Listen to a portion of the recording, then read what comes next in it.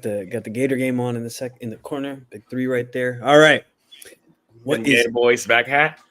They're figuring it out, dude. Yeah, I mean, just have you seen how well Will Richard's been doing on the Warriors? Yeah. He's been hooping, bro. And like that was like the second or third best player on the team. So it's a big adjustment. So regardless, Eagles Pod, welcome back everybody to the Philly Blitz Pod, brought to you by 14th and Market. Episode 130. Nice little round whole number there, like a zero at the end. Jalen Hurts, Jahad Campbell podcast, Nelson Aguilar, Josh Huff podcast, or Bryce Huff. Brother, he don't even play for the team. You still doing this? I still can't do it, dude, because one was more impactful in my mind, dude. One was more impactful. One actually did every something. time I see him get a sack, I sit here like, man, must be nice. Isn't he hurt though? Yeah. Who cares? Let me put it that way. Well, we got Jaelan Phillips now. Exactly. Wait. I care. Team builder guy. Team builder Q. Wasn't there something about if he got more sacks or something, or more production, we get a higher draft pick or something like that in there? I have no idea. It's something with a third round pick. Yeah. I'm about to say, get him the hell out of the building. So I mean, you're right, but I mean, hey, I always got to look towards the future. So, anyways, Parth here with Pierre and Quell. How you guys doing? And then we'll get into it. Feeling good, man. Feeling good. Watching the Eagles game last night, it was a very weird game. I'll say very weird. Not what I expected at all. But other than that, had the day off. Doing good, man. Well, dub to those who celebrate. It is the one and only Quell Fripp Owens. Before I get my kick started, I'm gonna say, fellas look sharp today, man. I don't feel like I came with my A game like you did. I hopped on when y'all guys said you sent the link. I see the Kelly green in the middle, and then Pierre. That sweater is dope, brother. That sweater is dope.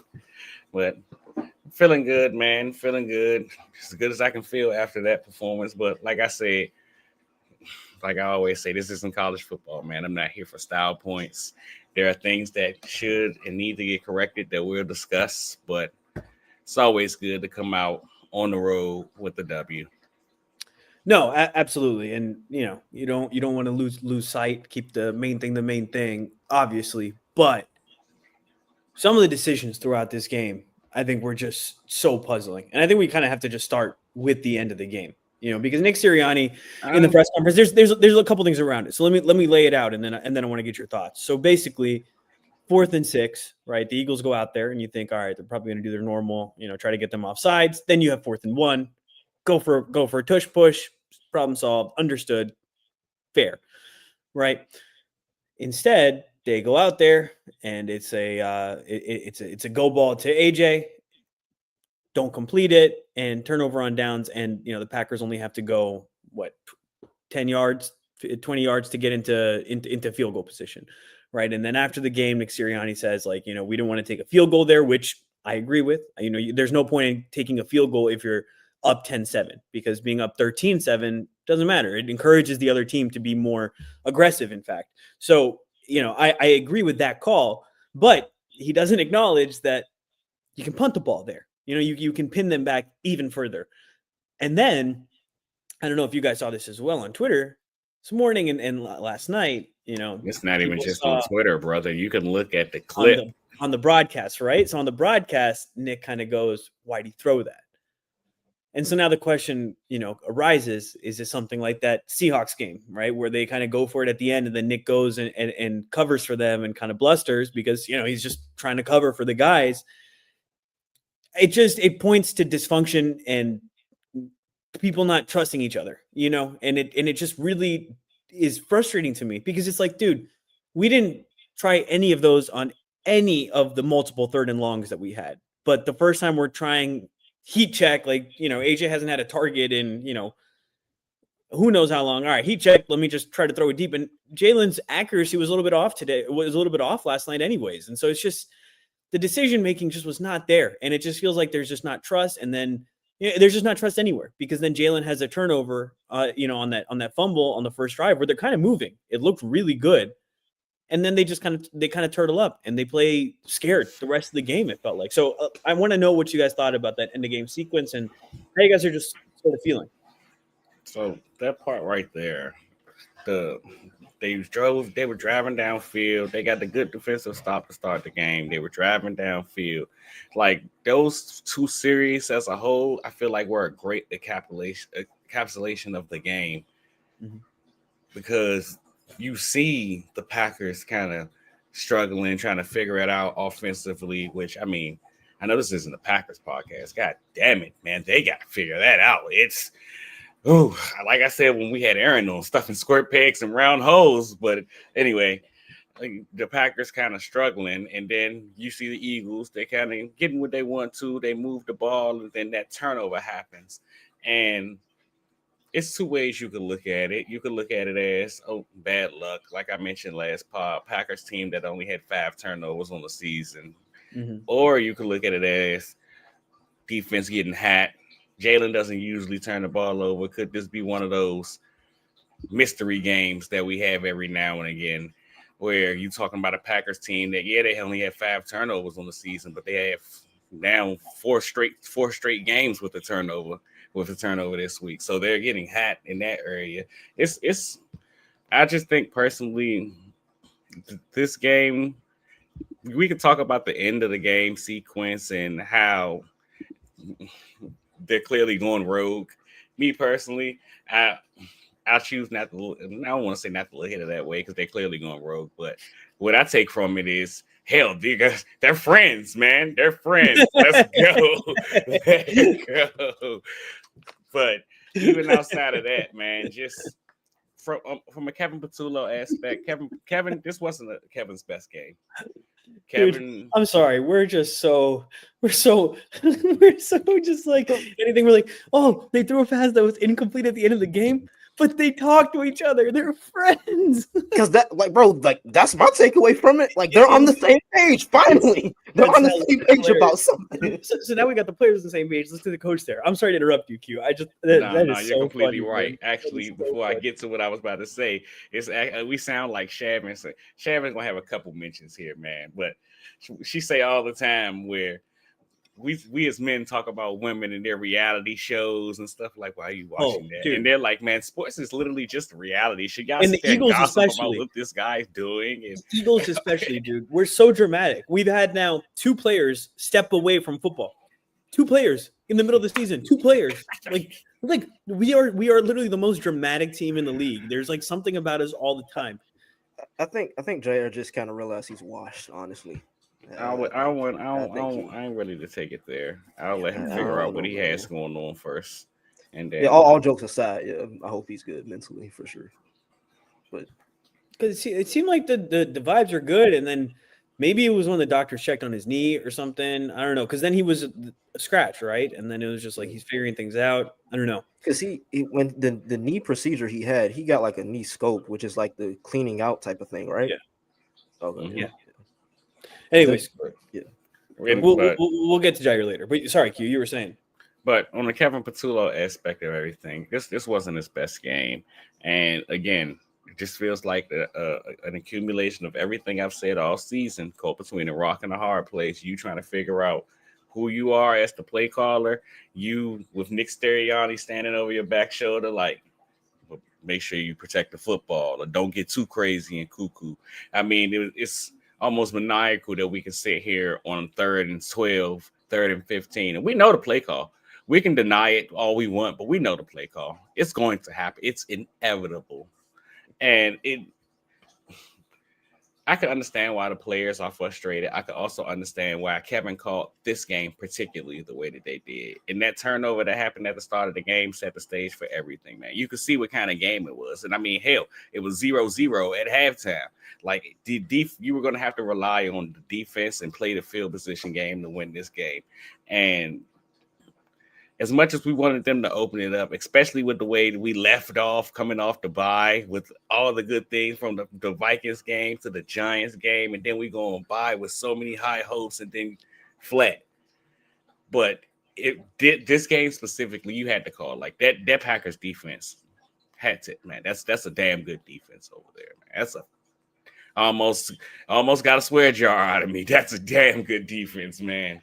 I totally agree with you in terms of how you have to call the game, but I just think, as we've said all season, there's a Gotta let your balance. guys do big guys. Yeah, there's a balance you can find, and it's why the players are frustrated, right? It's just like AJ had 3 targets, right? And that fourth target was his third target. That first try, they targeted AJ. They had like everyone targeted. They were moving. Like, you can do that type of thing. They could have kept a quick passing game going, but it just kind of died. They just got so conservative, and then the penalties, right? And then they end up in 3rd and long, and it's like, look, I'm not saying every 3rd and long you have to, pull up something crazy, but you can give your guys a chance. Like that. The last week we converted 2 3rd and 15s. It's like, come on, man. Just give it a chance, bro. Yeah. What you got, Pierre? Yeah, like outside of that first drive, it's like they stopped dictating to the Packers defense. Like, they went extremely conservative. Like, they morphed back into what we saw the first 4 weeks of the season. Sequencing wasn't there. Heavy run based approach, multiple 3rd down and long runs. Jalen Hurts, he missed a bunch of throws. He was late on some. And then, something that you guys didn't mention, they routinely shot themselves in the foot with penalties. False starts, holding. That happens every Lane week. Johnson. Dude, and the running out of the play clock. Why is nobody calling a timeout? Happens every week. I know. And like, that's what's frustrating about this is, like, these things are adding up, right? Like, Sirianni is supposed to be the CEO head coach. Those are the things you need to be on top of, right? Like, bro, everybody knows I'm a Gator fan. That's why Billy Napier got fired. Is but because I don't want to say you can't blame Sirianni for that, because like you said, CEO, head coach, you got to be on top of those things. But honestly speaking, what is the issue? Is the play call not getting in fast enough? Is Jalen not giving it? Totally agree with you. Totally agree with you with the process. With the process, they need to iron that out. It's been an issue all year. The players have even talked about it. I think it's getting the play call in, because Jalen has talked about wanting to get the play call in earlier, getting the play call in faster. That's been an issue as well.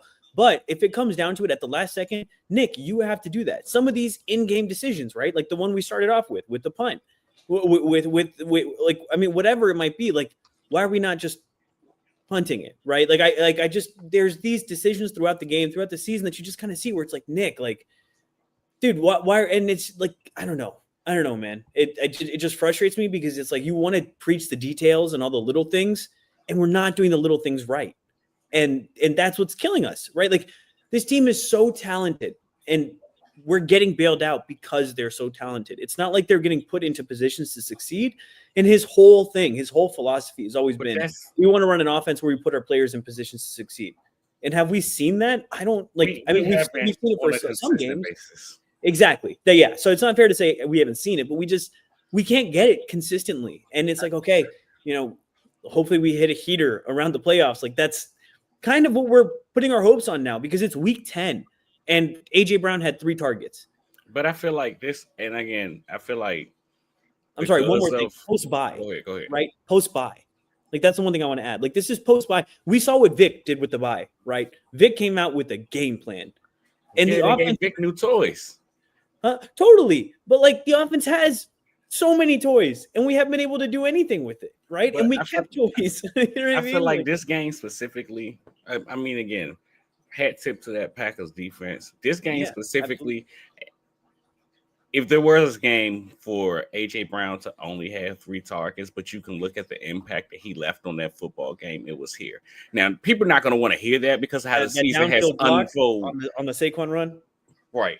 But that's the one where I saw. I was like, oh, he's locked. Not even just that though, but even on Devonta Smith's touchdown, where, hey, Parth, they used AJ Brown on the crossing, and the safety jumped down. Yeah. And here you are with Devonta Smith 1-on-1 with a safety. Like, come on, brother. Like, he's the impact that he has on this game, He talked about it after the game. The coverage they played kind of dictated a lot of the targets that could kind of come his way. They try to take AJ Brown out of the game. And I mean, I get it. You get AJ frustrated. Let's see how that goes. That's been a thing lately. But I mean, I just feel like the narrative surrounding everything, because of what happened all season, is going to make him having only 3 targets bigger than what it is this week. Now, if he comes out and this a running theme again, we got issues. But I mean, you talk about a Packers team. I can't remember. I'll be able to fact check this in a second. I'll look it up. But I can't remember a game where Jalen Hurts had a quicker time to throw. Brody did not want to hold on to the football. Yeah, And they were talking about it. I was watching the Manning cast, and they were. I love the Manning cast, dude. They're just like, it's so funny to watch them because, like, they're like 2 of like the greatest quarterbacks that have like played. And how much football do you really get? They're talking foot like not like talking ball, but like I know they be having guests on and stuff like that, and then they be having the little 3 screen. Do you really get to watch the football game? If you're locked in on if you're trying to watch the game, yeah, like they had the lady from Quinta Brunson, right, from Abbott Elementary. They had her on. She she represents Philly and everything, so it's cool, but like she like just didn't know about it, so I just like wasn't really listening. So I was like just like watching the game, but it was cool to have like the Philly people on. They had the president of Disney, Bob Dole. He's a big Packers fan because his dad was an Eagles fan. Did they ask him about YouTube TV? No, it was interesting. Yes. I was like, I wonder why not. But I'll have to tell you guys how I watched the game after. You can watch it, but when there's no guests, they're really talking. But it's just funny because they're just such brothers. Like they're just, as soon as one says something, the other one like makes a face and like and they can't help it. Like Peyton was like, yeah, I got like a 1080 on my SAT, and Eli just like immediately just like, okay, like it was just funny, man. But I totally lost my train of thought because I just started talking about the Manning cast. But they were pointing that out, that Jalen was just Peyton loves Jalen, so he's just talking about how they obviously are just trying to get the ball out quickly because of Micah, and even on the play, like the play where Micah came out, right, there was a play where Micah just went to the sideline. Peyton's like, yeah, you need to take a shot here because it's clear that Jalen is just trying to get the ball out early when Micah's on the field, and they actually did end up trying to take a shot. It didn't end up working out. Play action, play action pass over there with him turning the back, which was nice. But I think honestly, man, watching it, I felt like a lot of Jalen being off, Devontae dropping that pass. It was a bad pass, but still Devontae catches everything. A lot of it is just like it was the first game in the cold. And I think that's a factor. These guys get used to playing cold ball in Philly, and that's not something they haven't done. But I think this was an adjustment. Philly hasn't been as cold as Lambeau was that day. So I definitely think that plays a factor into it. But at the end of the day, I'm like, so the players need to be able to execute the plays that are out there. But I just wish we could get them in better positions. And we shouldn't be asking for this in week 10. I thought we'd kind of ironed these things out. Now, Quell, you could be right. Maybe it was just a situational thing. But next week, Lions are going to come to play. We know this is their Super Bowl. They've been Amon Ra has been talking about this since last year. You know what I mean? So we need to the offense needs to be able to score. We need to be able to put points on the board because, Lions defense, I don't think they're going to put up insane numbers, or they might not put up any touchdowns with this, like with the way this defense is playing. But I don't know, man. I want to be able to score. Exactly. They can score though. I want to be able to score now. Yeah, exactly. So you don't know. They haven't run into I mean, we'll get into all that on the preview pod, on Thursday. Yeah. Dan Campbell take another play call. It might be something interesting. He's kind of cooking right now. I saw the EPA on all the play callers or something. Eagles bottom left of the chart. Dan Campbell is like crazy outlier right now, but obviously it's because he's only called a game, one game, right? So you get, that's how your stats get, disparity in them and stuff. So it'll be interesting to see how it plays out. But unfortunately, we can't fall back on Nick to do that, or can we? Hey man, I ain't gonna lie. When Nick did call plays in 2021, the one thing they did do right was they got explosive. The ball. Maybe the offense, maybe the players have all grown enough to run Nick Sirianni's offense now. All right. Yeah, but just before we switch gears here, I have some numbers I want to talk about with the offense, and you guys can tell me what you think. I also tapped into Sumer Sports. I think when we had Sean Syed on, he mentioned the AI platform. The AI thing is awesome. Yeah, and it's some interesting. I plugged in some numbers into it, and it spit out some stuff. So I'm gonna read that to y'all after I finish the numbers that I have, and I want y'all to tell me what y'all think. So the Eagles' offense in this game: 12 11 on third down, 34 called runs, 26 passing attempts, 3 of which were throwaways. Just to give a little bit more context on the sort of Hey, wait. conservative approach. They were that bad on third down. Yeah, You said who? 12 11. Nah, Unless that's not right. nah, nah. They did say the AI sometimes hallucinates still, so they could be getting from a past game or something. I mean, you keep cooking. I got a number of what they had, what they were on third down, but I want to. Well, what did you have? They were 7 of 16 on third downs on my end, Oh, and the Packers were 5 of 13. either way, that's not good enough. But Yeah, anyway, that's true. yeah. Negative 0.46 EPA per rush, 1.3 yards before contact, 1.6 yards after contact. Based on success rate, this was the worst regular season performance of the Sirianni Hurts era. Now the passing offense, it had a positive EPA per play, 64th percentile. They had the deep shot explosive to Smitty, the 41-yard completion to Saquon, and the 22-yarder, I think, in the third quarter to Dallas Goedert, who should have been more of a focal point on offense, I think. But I plugged all that into Sumer Sports, and this is what it said.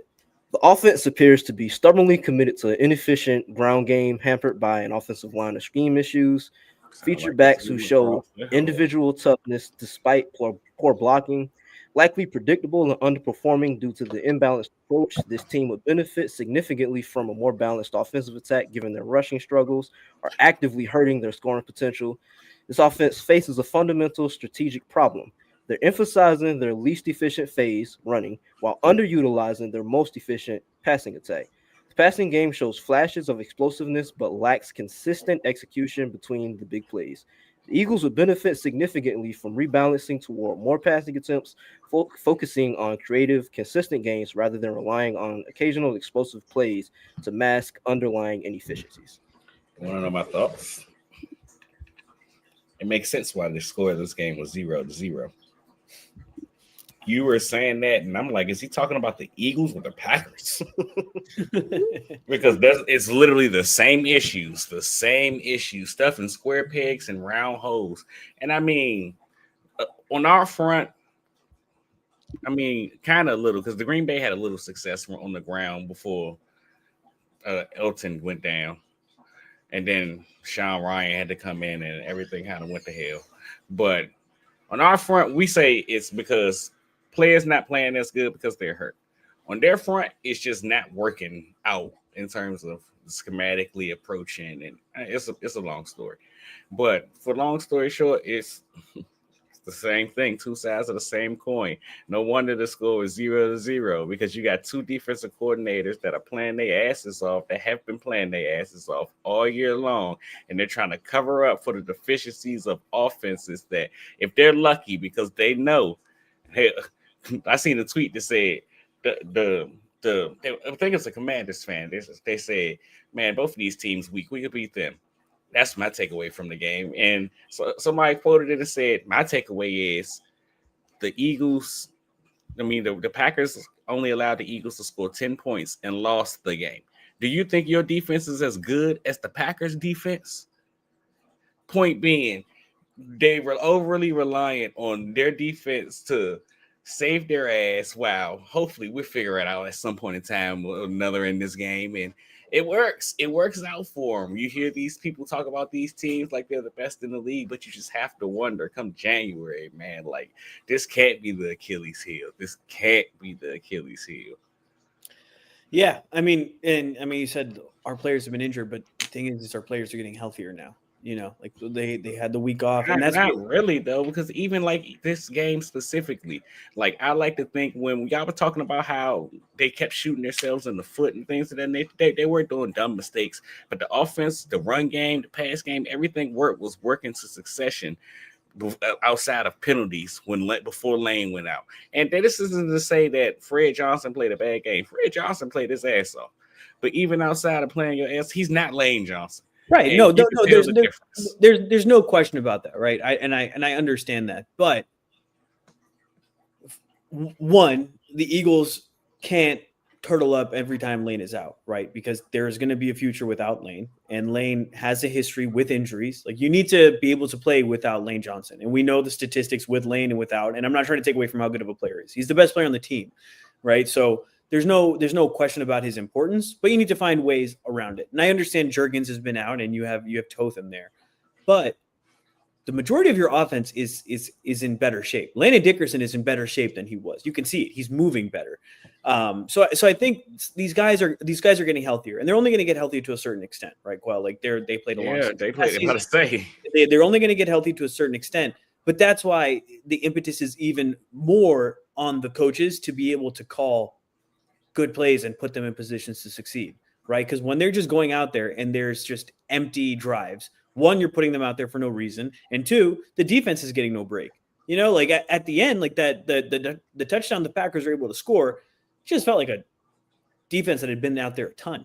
You know, like I thought they were going to score at the end of the first half. Like I texted the group chat, I was like, oh, there's gonna be a touchdown here. Like there's just no way there's not going to be a touchdown here.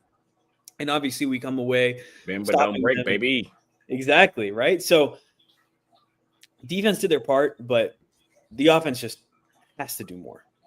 It just comes down to execution. Like you talk Yes. about, like, yeah, they won the game for sure, but like the execution was awful at points in this game. Did like, you play to your standard, right? Yeah, exactly. It's like we rightfully so. The coaching staff deserves a whole lot of blame. I talked about Kevin Patullo and his ups and downs and how cowardice he called this football game. Let's just call a spade a spade. Brother. If I see one more third and long run, Don't I'm say gonna anything. rip my hair Don't out. say anything. That's Don't the try thing. it. 'Cause you're gonna see it. Don't do That's it. the Don't do thing. it. That You're is gonna it. What see did I say You're gonna earlier? see it, It's brother. inevitable. I don't. Why? I don't It's understand so it. stupid, Because bro. you- It's my You, biggest it's pet like peeve. you call an offense like you don't have Devontae Smith and AJ Brown. But And we this is also Give them a talked chance. about this Give them a earlier. chance. in This the is why year. they're frustrated. They're not given a chance. The guys just want a chance, and they don't even get it because it's like, hey, That's third and why- 12, let's just run the ball. Like That's why you get go stuff- Shipley.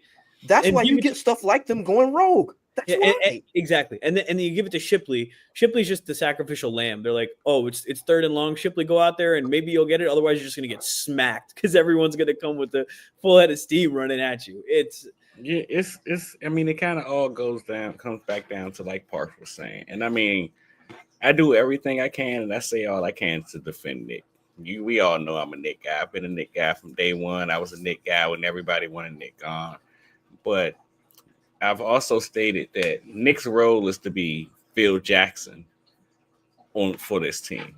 Mhm. And with Phil Jackson, he didn't just create the triangle offense and all that cool stuff. He was able to manage egos to get people to buy into what he's doing. And I've talked about, it's like I mentioned in every podcast at this point, him and what he said to them during the summertime, like, you guys going to have to buy in and all this. It feels as if they're trying to coach this.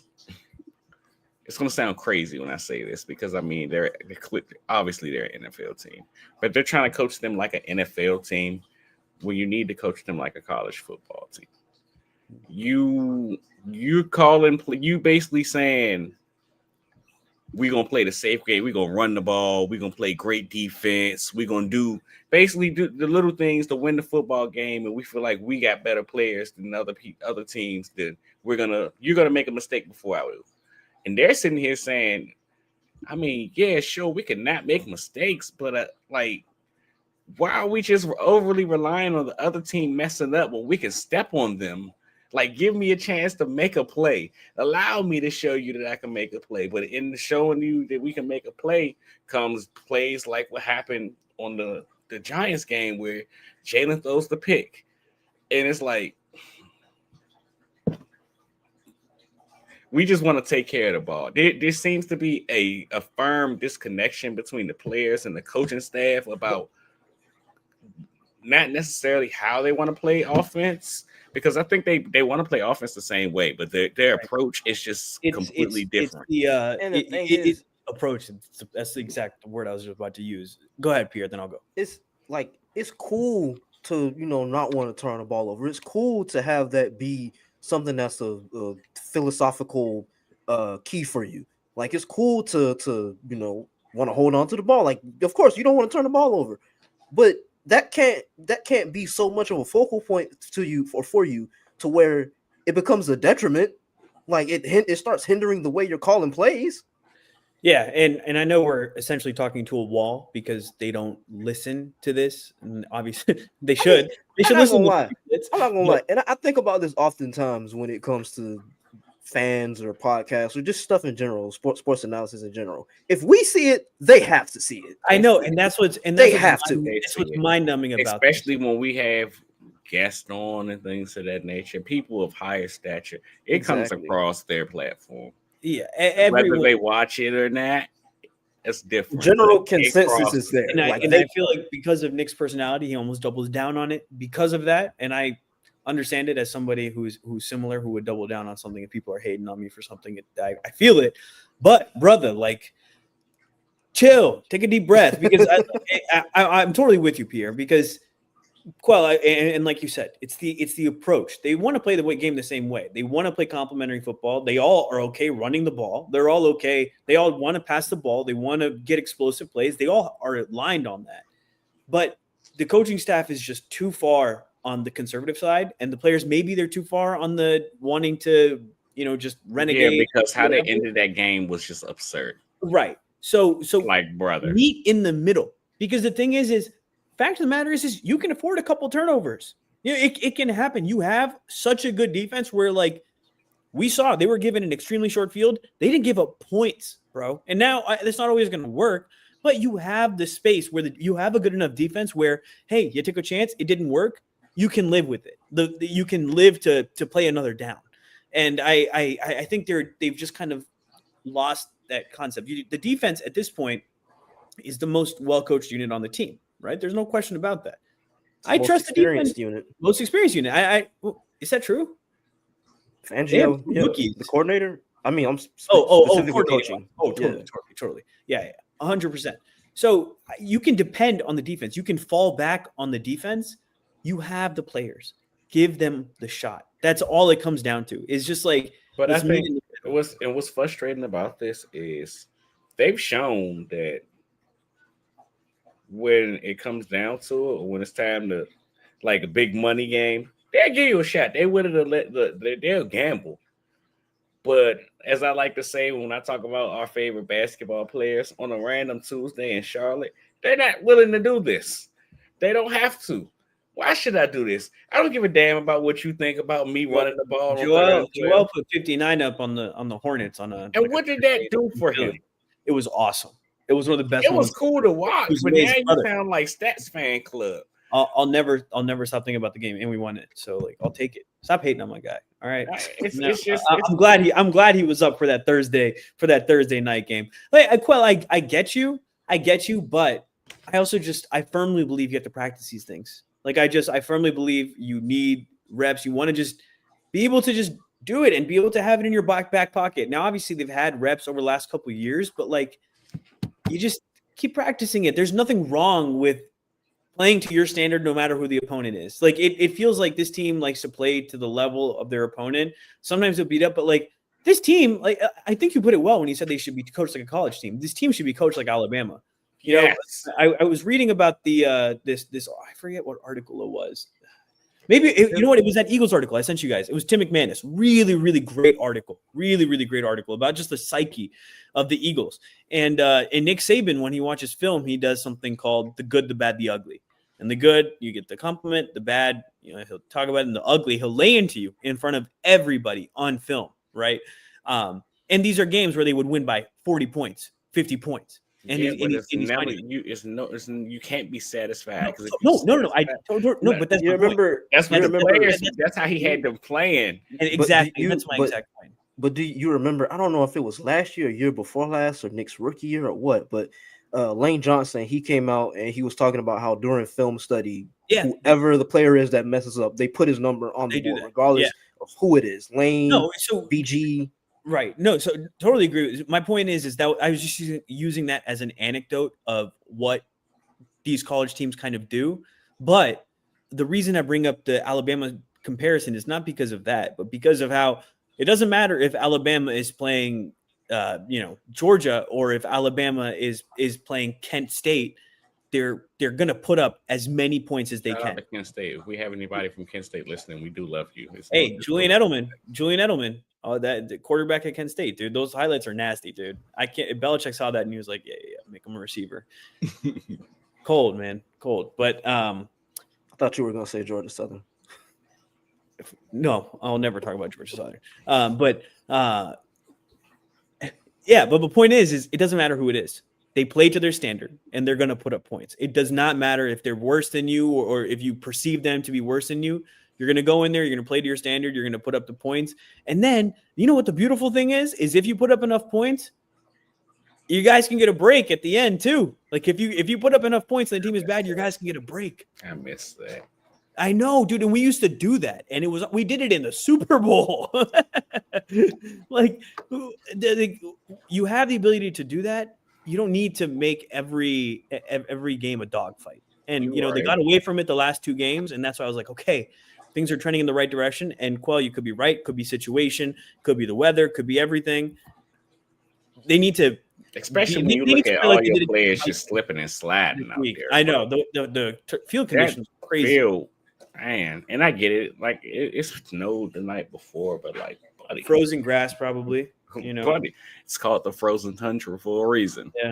Yeah, dude, it looked cold, man. It looked cold, and everybody was slipping when Lane went out. That Lane changed. You guys see Lane changed his profile picture on all social medias to him on the cart. When they took a video of him on the cart, he like screenshot it. It's like, that's cold. And I'm over here. I get it, because there was a couple people out here who was like, look at this cart. This is cool. There was one guy who tweeted it, and I was so pissed at the point in time, man, halfway drunk. Like, I'm like, #FOH.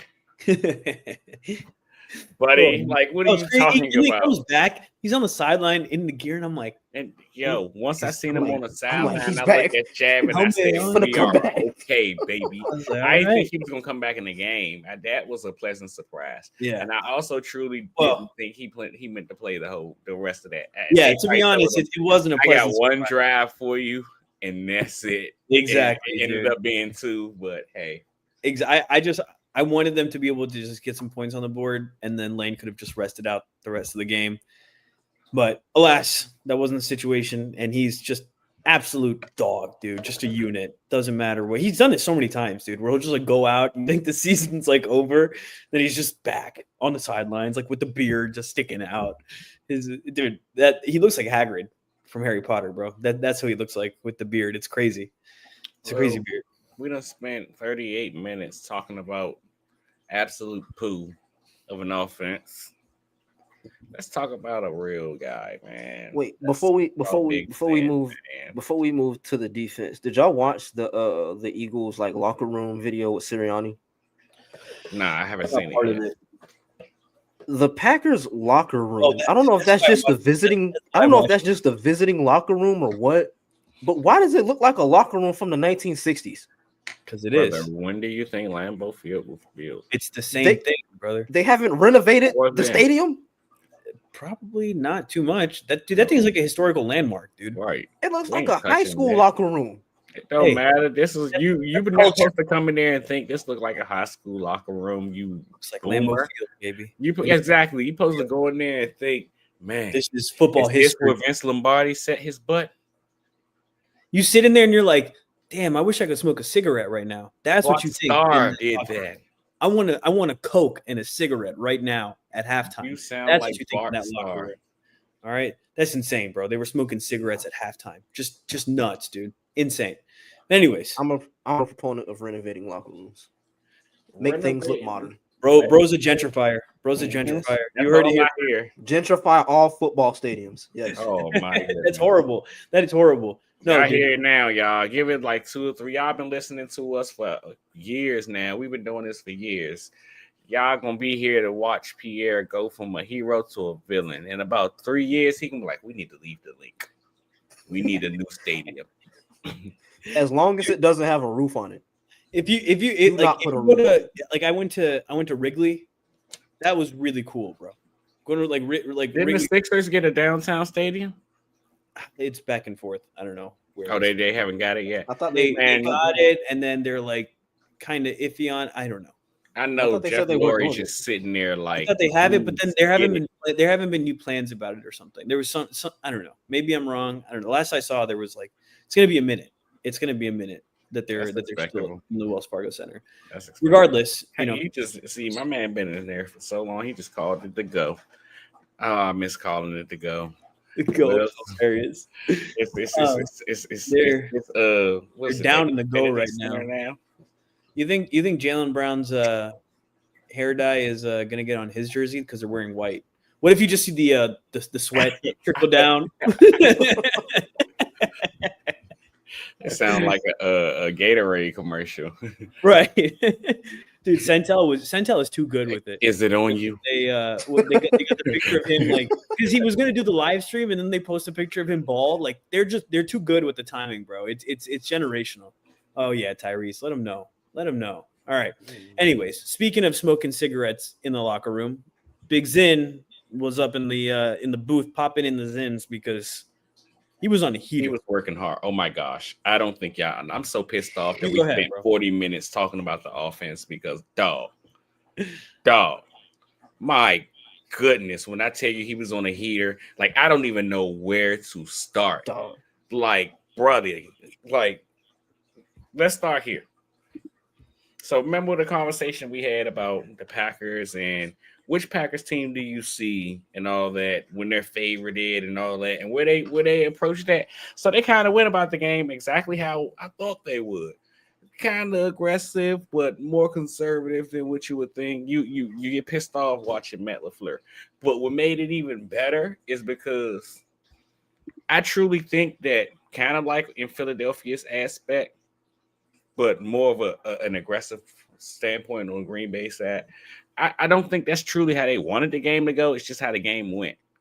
And when you watch Matt LaFleur, you watch the game broadcast, you'll see Matt LaFleur pulling Jordan Love to the side. Him over there, he was over there for a whole defensive possession. He didn't watch his defense do a damn thing, trying to figure it out. Just trying to figure it out. And I was talking to Shavin about this, and I'm like, you know what's hilarious about this whole situation is I don't think people.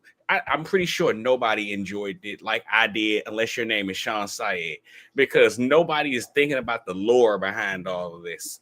Like, yeah, the Packers offense has been struggling. They lost Tucker Kraft. They're trying to figure out how I'm going to move the ball. I know what I want to be. How do I keep approaching it like that? But then there's the whole aspect of the Kyle Shanahan system versus Sean McVay and how he gives all of them hell. And you can see it. Like, you can see him in real time just stressed out, wanting to pull his hair out. It was so beautiful to watch. And the Big Sam was just sitting there.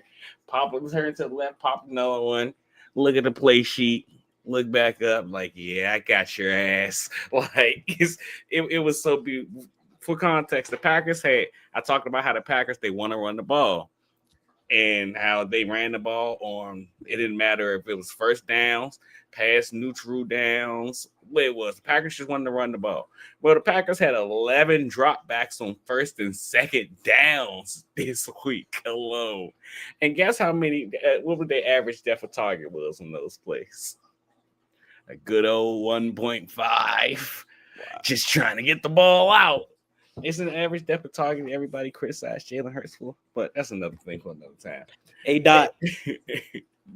When Vic Fangio was able to do it, he had everybody looking good, man. Everybody. Quinyon looked good, targeted 7 times, allowed just 2 receptions for 24 yards. All of those to Dontavian Wicks. I think it happened on one play, honestly. Mm-hmm. But then there's Adoree. Adoree's don't look quite as good. It sounds good. And if this was Twitter, if we weren't live podcasting, I'd just lie to you guys and let it look good. But we're live podcasting. He got targeted 6 times, allowed 4 receptions for just 23 yards, which sounds ideal. But then when you start going through the metrics of everything, you realize that he didn't just get cooked by one receiver or something or just give up a big play. Every single person they threw the ball to caught the ball on him. He just didn't give up yards behind it. So, I mean, at some point we got to be satisfied like, hey, they're going to catch the ball on Adoree. As long as you don't let them run past you after that, we good. Mhm. So good Adoree Jackson game. Just the best part about it all, I'm gonna pass it to you, Pierre, after this. But I had to text Pierre in the chat when I seen this because Pierre talked about this, man. Pierre talked about, I wonder what they do, because he talked about how Jaelan Phillips got most of his stats. I mean, his recorded most of his alignment when he was in Miami. How they used him over guard, over center. What Vic Fangio could potentially do. And I'm like, what if they when he said, what if they move Jalen Carter to the edge? And I heard him say that, and I'm like, man, you're crazy. I don't think they do that. And long and behold, you see Jalen Carter taking edge reps, and you got Jaelan Phillips standing over center in a Micah Parsons role. I'm like, oh my goodness. Bro. Jaelan Phillips' presence, it opened up so much for Vic Fangio, bro. Like, this dude was throwing everything at LaFleur. It was stunts, twists. He had Jalen lined up inside, Jalen Carter outside. Like, he had Kobe coming down too. He had Kobe mixed in there. We got our answer too. We got our answer. Sorry, I didn't mean to cut you off, P. We got our answer. So in every single base rep they played, they kept Jahad Campbell out there. So maybe that's his role. It ain't look pretty, but on the strip, I think it was the strip sack. It was a play where like they came out in the 5-man front pre-snap, and then Bond dropped back, and then Nakobe rushed from the linebacker position and caused the strip sack. So like they did so much, and it was kind of like you said, Q. It was like a trickle down effect, right? Like you have Jaelan Phillips, who his freaking gravity as a pass rusher is so enormous, bro. Like I said, he adds so much. And you have the unblockable defensive tackle in Jalen Carter, as talented as he is, and then you have Jalen. So like it just opens up so much, and it like just builds on top of each other. It was amazing to see, bro. It was an exciting game on defense. Yeah, exactly. The way that they used him throughout the defensive line. Listen, I went from being a Fangio style defense hater to now having some hot we turn him around. Listen, I went from not knowing anything to having some hot takes this year that have come true. All right. Just want to stake my hat right there. All right. I was like, maybe move these guys around the defensive line. Maybe use 3 linebackers. Listen, maybe me and Big Zin got a little connection there. That's why I was pounding the table so hard. Pierre was on to something with that. You need to repost that article once a week, to be honest, man. Wait, which one? Bastardized version is what these folks was running. I saw the vision. I saw Jonathan Gannon and all these other guys running the scheme like, this is the way. I wouldn't have called it like that. It's like, I guess it's like that style of defense. But Fangio, he's just more aggressive with it, and that's what I appreciate about him. He's not. I don't think he's aggressive. He's just this year. Well, there's no way you can say he's not aggressive this year. He has had so many emotional blitzes. He didn't blitz last year. This year, he's just like, oh, we're coming for you. Are they really emotional? He just kind of has to. I think if you look at the game last night, it was more schemed up pressures than anything. Like they wasn't called blitzes; they were scheming up ways to get through. They were scheming up ways, but they were fine. It depends on what you're calling a blitz, but like they're bringing in linebacker pressure. They're doing things. And exactly. But like we didn't see that on the other teams, and I still think that's aggressive. Oh my goodness! I still take I would call sim pressure as a blitz. Like I still think like. You have. I'm not saying like, I get it, but like I'm still calling it a blitz because fine, you're putting a defensive lineman into coverage, manipulating the numbers. But you're still bringing down linebackers, which is something that we didn't see enough on those other defenses. And I still think it's a sign of aggression. It's a sign of aggression bringing in someone like that's not expected, right? Just going with your classic 4-man rush, 5-man rush. I think it's conservative, but as soon as you start mixing it up, that's when I'm like, all right, you're aggressive. We might be back, fellas. We might be back. What happened? Jordan Love was blitzed on a whopping 21.4% of his dropbacks. He doesn't have to blitz anymore.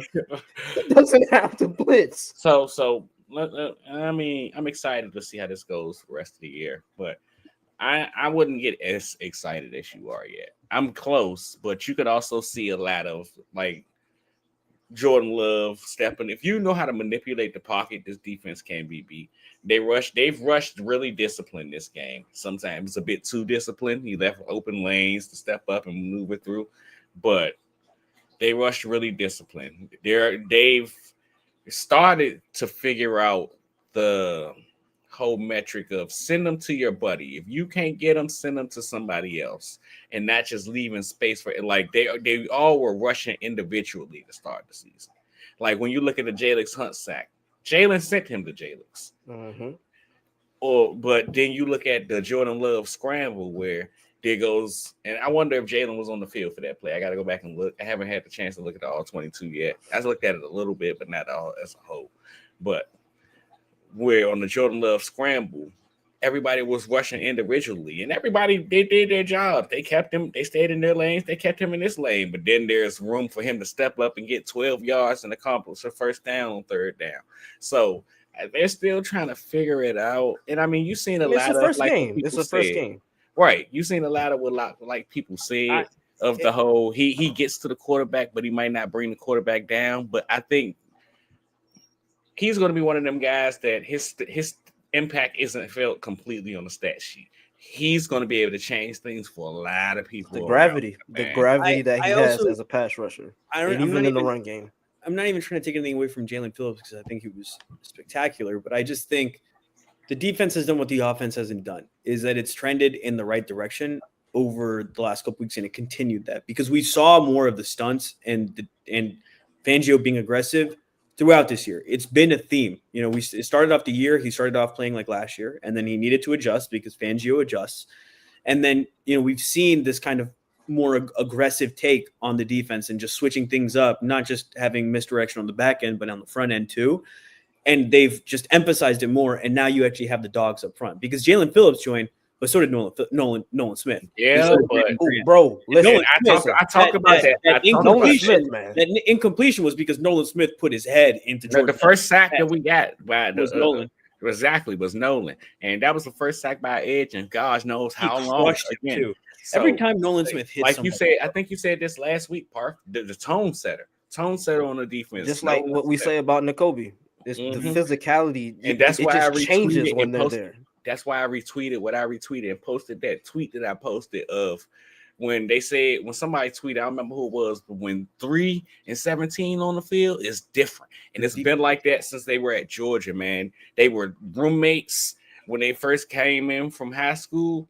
And Nolan told him, man. Nolan told Nakobe, we're going to have a whole hell of a lot of fun together. We're going to win national championships, and man, we're going to kick some ass. And that's exactly what they have done and continue to do. But to your point, Parth, while you're right, that was my biggest thing over the last few weeks on the pause. Them getting all the bodies back is going to turn a weakness into a strength.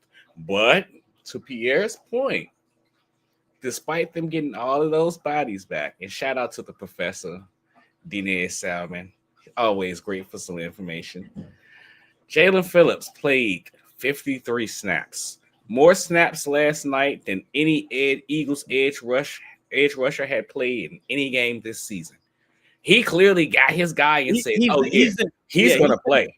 And he's going to keep playing. He's the number 2 edge after with Nolan, and those are the 2 starters. It's Nolan and Jalen, and that's what we predicted. And you know, it's funny you're watching the game. It's like a 1A, 1B. Nolan, exactly. Exactly.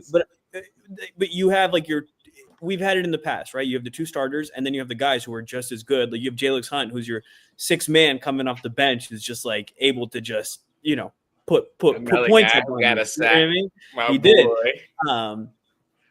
When was the last time we celebrated sacks like this? My goodness, man. You have the BG ability who killed that. What was that? A jet sweep or whatever it was? That just stupid play. And if he was in full game shape, he would have crushed it immediately. Like I think the dude slung him off. He did. He got hands on him. He slowed him down, but dude, I lost my train of thought. We were talking about yeah. I was gonna say I was watching the game. And I thought it was funny. You know, I was thinking about the conversations that we had, prior to the trade deadline. Just want to say, Quell and I were talking about edge help. The first game where like the corners, like okay, Adoree, like let up the receptions, but having that that depth that it's exactly what we were talking about. Like you It just helps. have that, You like can help you have those cornerbacks, too. fresh legs, bro. Like it's so important. We've gotten spoiled with it, but like spoil me more, man. Like I want to have a stable of pass rushers. Like I swear by it now, man. It's special to have that and to have all those guys playing at a high level. And BG's only going to get into better shape as the season goes on. I'm excited, dude. I'm excited. The defense, they were figuring it out already prior to the bye because Keeley hasn't had a really bad game since the Giants game, honestly. And then having a chance to get Adoree back out there this week. Shout out to him getting healthy and getting back out there. Yeah, I was surprised. Good. Right. When I seen him on the first play, it was like it didn't dawn on me when I Right. seen I was like, wait, him. who's 8? And then I was like, oh wait, it's Adoree. And I was like, isn't he in concussion protocol still? But got out. But for him to get out there and play well too, it shows you. And it kind of goes into, like I said earlier in the year, like in this scheme, you can kind of finesse cornerback too. It wouldn't make it ideal. I don't think you should go about it that way. If it was up to me, we seen what having 2 legit cornerbacks can do for this scheme last year. But at the same time, I mean, I've said this, I'd live on this, put it on my gravestone, to be honest with you. I'd never question Vic Fangio. He has shown me more than enough. I've watched more than enough Eagles games, and even not Eagles games, with him calling the game where it's like,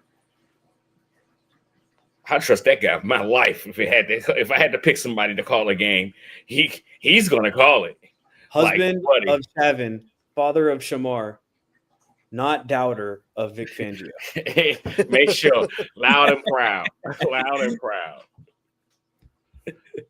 Yeah, listen. Yeah, he's. What's that? This used to be Pierre's favorite John. He don't do it no more. But what it is, Pierre? Move my back against the wall, never fall. He's put miracles on me. I might make a Fangio edit just because of it.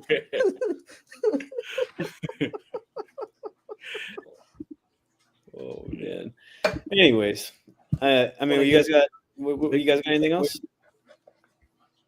I mean, I'm glad Quinyon was okay. That was weird. Yes. Seeing him.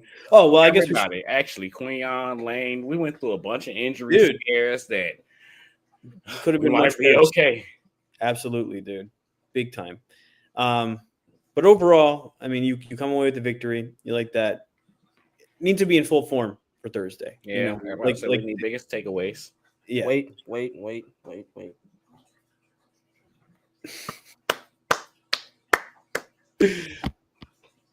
All right. Got graphics, we got to use them. My man say we pay for it. I hate being patient. It's maybe my biggest issue. Patience. I'm like, come on, come on, hurry up. Lines. Don't ask me about that. Don't ask me to stand in them, dude. All right. Let me give a quick story real quick. So I before I left for Athens, it's like I want to update my Philly ID because I want to keep it because I'm gonna come back, right? And so I'm like, all right, let me go to the DMV because I'm like, I got to get the real ID. Pull up to the DMV. First time I went was Labor Day weekend. It was closed the whole weekend. Didn't check the website because I'm stupid. So then I pull up, the weekend after, and I'm like, all right, let me go. Line, I pull up like half hour after it opens. I'm like, all right, hopefully it's not too bad. Line is wrapped around the building, literally around the building, out of the place, around the building. All right, let me go get my ass in line. I go sit in line. I'm standing there 2 hours, wait in line, get inside, fill out my papers, take my number. Now I'm waiting inside. Right? 20 minutes inside. Inside wasn't bad. The inside waiting was not terrible. About 20, 30 minutes. And then I go up. I'm like, okay, so I need to get my real ID. Here's my current ID. Lady looks at it, and she's like, oh, honey, you already have it.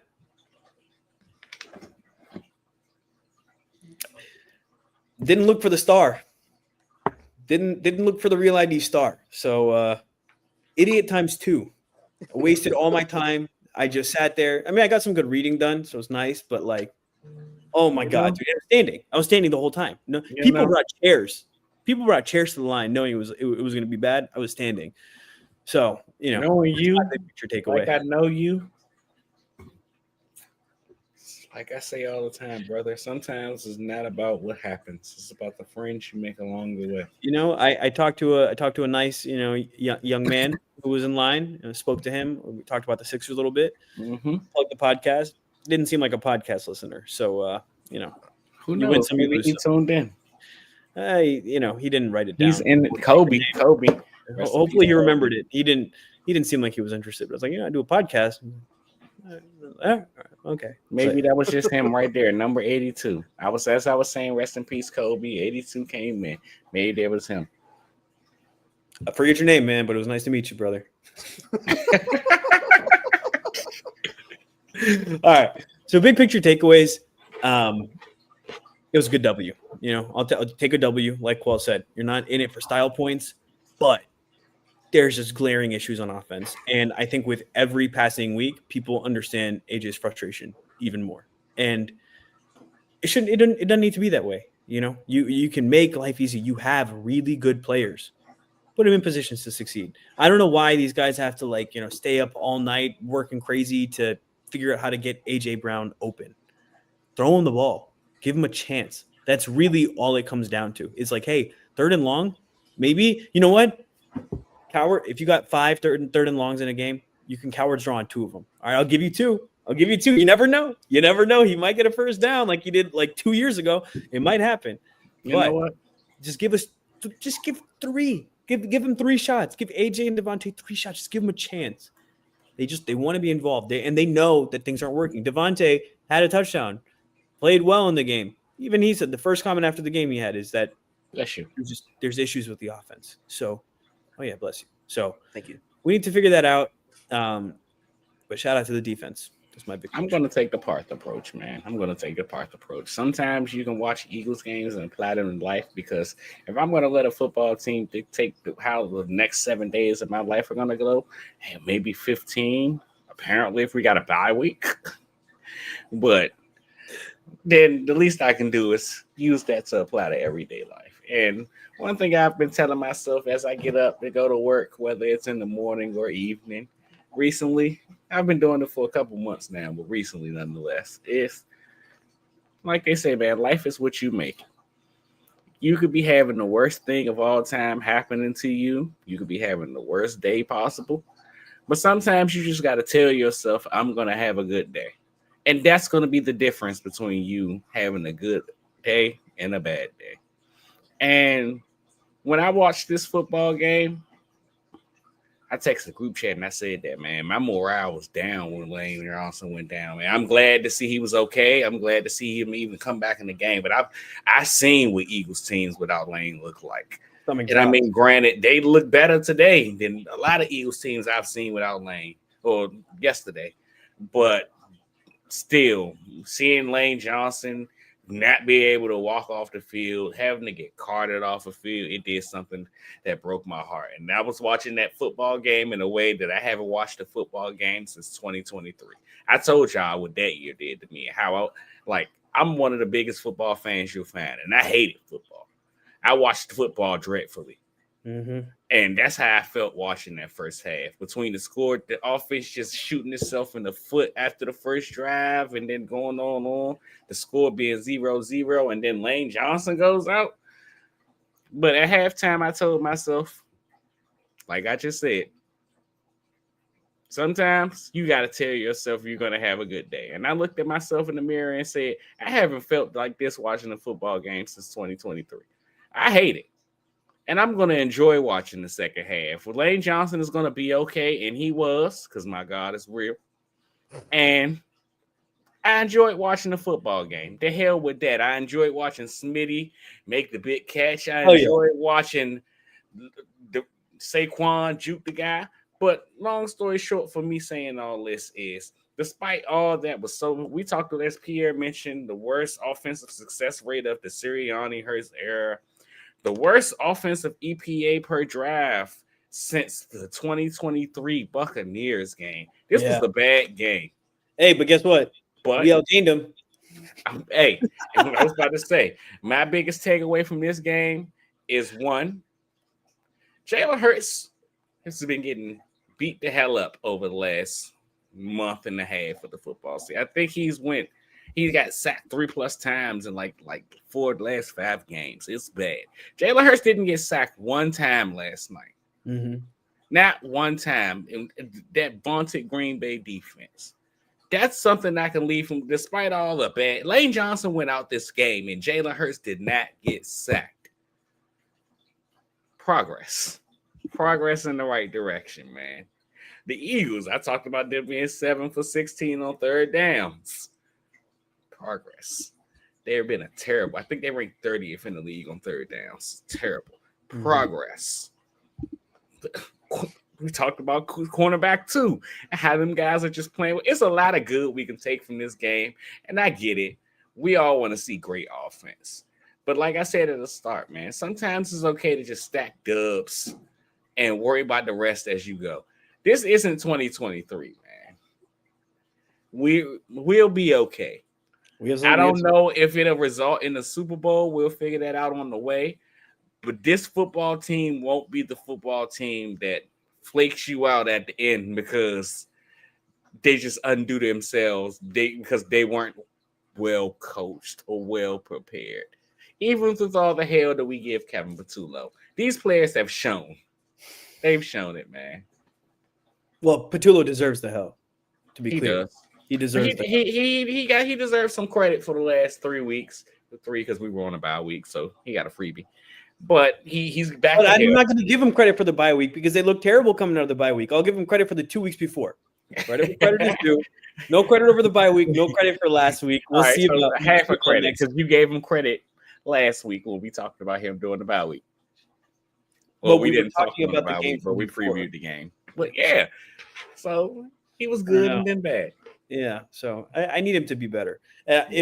Your point about deciding how to feel. I read a good quote about it. Said, you can't control the winds on the sea, but you can control the cut of your own sail. I like that one. It stuck with me. So some wisdom for you guys on a Tuesday at 10:10 p.m. Look at that. 10:11, 10:10. Wow. Number play. Wow. All right, Pierre. What you got, brother? Make this short and sweet. This Eagles defense is on the cusp of repeat greatness.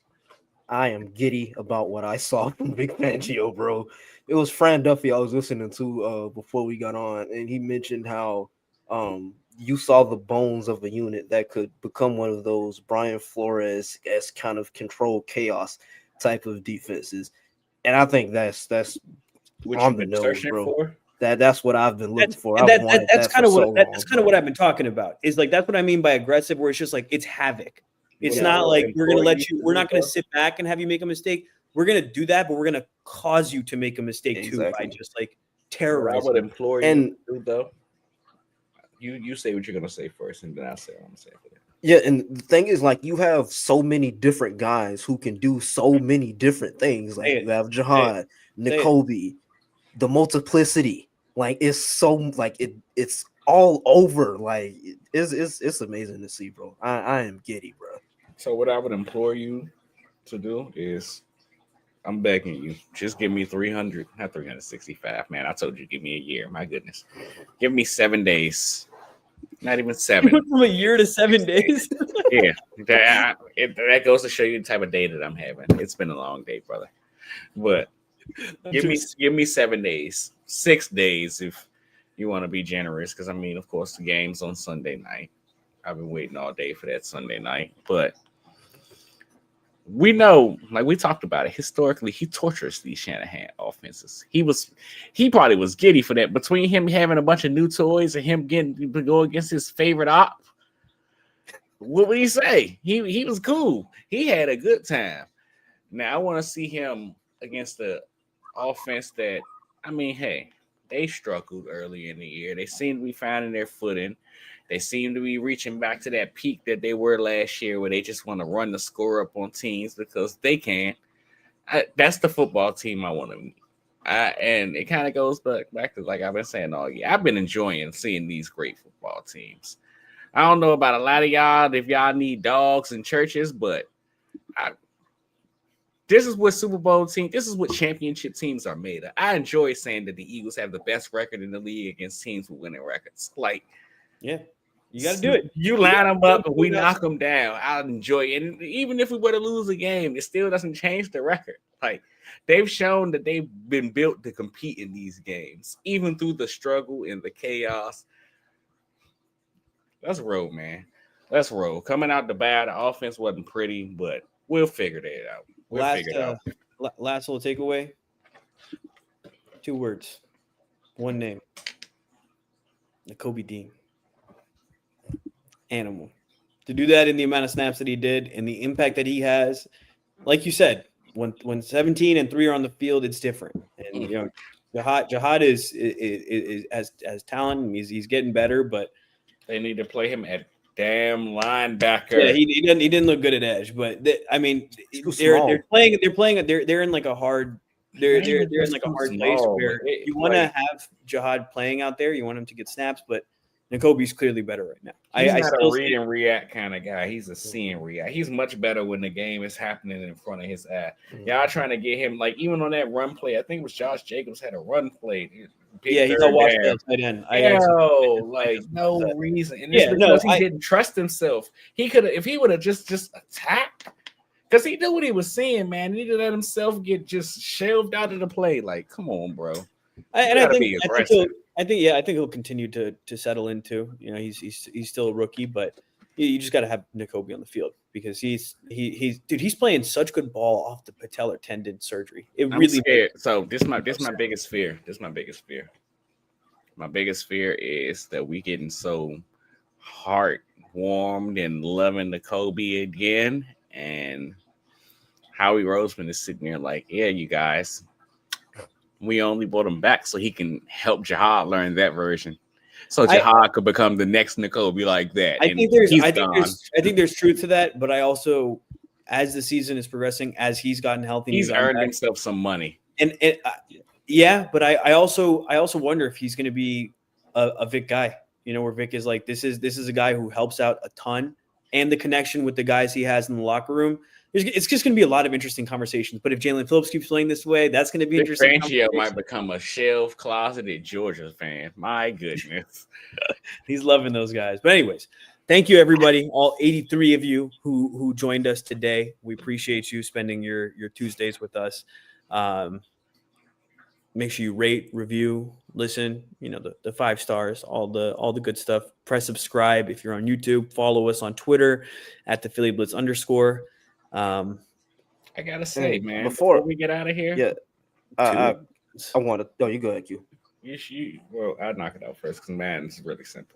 Before we get out of here, a couple weeks ago, me and Pierre, I had the honor and the privilege of doing. Well, Pierre did the hosting, but I did half a hosting because Parth was out. And Parth said, I couldn't do the transition as good as you did last week, but I must say, brother, that was a pretty swift transition this week, man. But anyway, like, look at that. He said he couldn't do it. Listen, man, I like listening to you guys pod. I'm always like, oh, I can't get on because I have to focus and do something. And I end up not focusing because I'm watching the show. And then at the end, I'm like, damn it, I should have just gotten on. So, note to self. What you got, Pierre? Yeah, we didn't touch on it last week, but condolences and rest in peace to Marshawn Nealon. Extremely, extremely sad and tough situation, man. Yeah. Absolutely. Very sad. Just beyond, you guys know how I feel about mental health in general and how big an advocate I am for that. But just as a guy who's had the opportunity to scout him, not just the player, but learn about Marshawn the person. It's a really terrible feeling when you see things like that come across your timeline. You feel like you're losing people you know. But prayers to him, his family, anyone who loved him, and man, it's tough, dude. Check on your people, man. Yeah, it's sad. You know, you just never know what anybody's going through, and even if it's not your people, just I love you, Jair Alexander. Right, and this is coming from me. I'm a pro bullying person to an extent. Be nice to people. You know, you never know what someone's going through. You never know what someone has behind closed doors, what they're dealing with inside their head, even. So, look out for each other and bully your friends. That's how it should be. Bully your friends lovingly. Yeah, always lovingly. A little bit of malice. It depends, but you always got to be there for them. You'll always be there for people because you'll want somebody to be there for you one day. So Appreciate you guys, man. I love what we're doing, man. Even independent of the pod and everything like that, bro. Just the brotherhood in general. I really appreciate y'all. always, man. Always, man. Like I tell you guys all the time, I love you, brothers. Go Birds. Love you too. Go Birds. Go Birds. Don't be afraid to tell your friends you love them. Damn right. We love our friends, and we love you, listeners. Look at that. Look at that. Well, if you guys text us, we'll love you. Otherwise, Communicate in the chat, please. just communicate But- with us. Tell us you love us. You love me, But right? Say you love me. Go Birds, man. Go Birds, man. See y'all on Thursday or Friday. We'll let y'all know. It'll be one of the two, though.